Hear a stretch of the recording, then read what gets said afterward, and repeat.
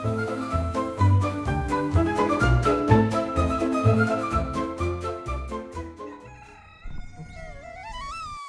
ढलने के बाद जब चिद्दियों का झुंड अपने घोंसले की ओर लौट रहा था, उसी समय शर्मा परिवार अपने आंगन में बैठा चाय की चुस्कियां ले रहा था। शर्मा परिवार एक साधारण और संस्कारी परिवार था। परिवार में पिता रमेश शर्मा, माँ सुनीता, बेटा अंश और बेटी पूजा थे। शाम की यह चाय उनके परिवार की दिनचर्या का हिस्सा थी, जहाँ सभी एक साथ बैठते, दिन भर की बातें करते और एक दूसरे की समस्याओं का हल ढूंढते। आज की चाय की चर्चा अंश के स्कूल में हुई एक घटना पर केंद्रित थी। अंश ने कहा, पापा, आज स्कूल में मेरी और राज की लड़ाई हो गई। उसने मेरे बारे में कुछ गलत बातें कही और मैंने उससे बात करना बंद कर दिया।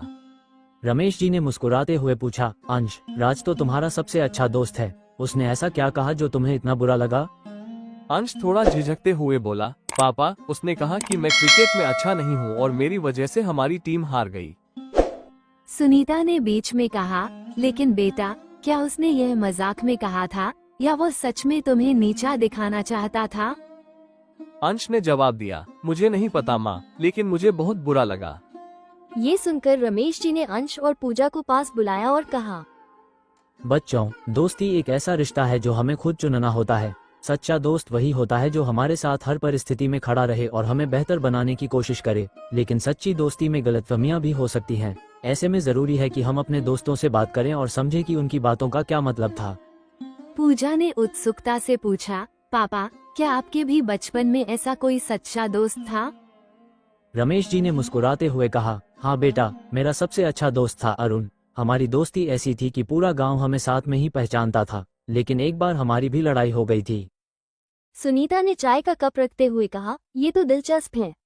रमेश, बच्चों को अपनी कहानी सुनाओ, शायद इससे अंश को कुछ सीखने को मिले।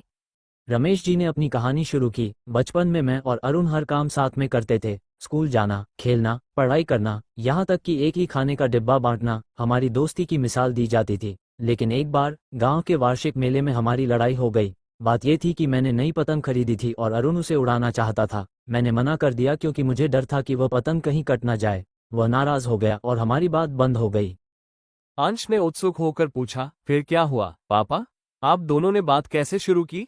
रमेश जी ने कहा, कई दिनों तक हमने एक दूसरे से बात नहीं की। मुझे बहुत बुरा लग रहा था, लेकिन मेरी जिद थी कि मैं पहले माफी नहीं मांगूंगा। लेकिन एक दिन जब मैं स्कूल जा रहा था तो रास्ते में मेरा पैर फिसल गया और मैं गिर गया। मेरे घुटने में चोट लग गई और मैं दर्द से कराह रहा था। उसी समय अरुण वहां से गुजर रहा था। उसने बिना कुछ सोचे मुझे उठाया, मेरे घाव को साफ किया और मुझे घर तक पहुंचाया। उस दिन मैंने समझा कि सच्चा दोस्त वही होता है जो हमारी मदद के लिए हमेशा तैयार रहे, चाहे परिस्थितियां कैसी भी हों। उसके बाद मैंने उससे माफी मांगी और हमारी दोस्ती पहले से भी गहरी हो गई। रमेश जी की यह कहानी सुनकर अंश ने सिर झुका लिया। वो सोचने लगा कि शायद उसने भी राज के इरादों को गलत समझा होगा। पूजा ने कहा, भैया, शायद तुम्हें भी राज से बात करनी चाहिए। अगर वो सच्चा दोस्त है तो वो तुम्हें समझाएगा कि उसने ऐसा क्यों कहा, और अगर वो गलत है तो माफी भी मांगेगा। सुनीता ने अंश के सिर पर हाथ फेरते हुए कहा, बेटा, रिश्तों में संवाद बहुत जरूरी है। बिना बात किए हम किसी की भावनाओं को नहीं समझ सकते। अंश ने मुस्कुराते हुए कहा, आप सब सही कह रहे हैं। कल मैं स्कूल जाकर राज से बात करूंगा।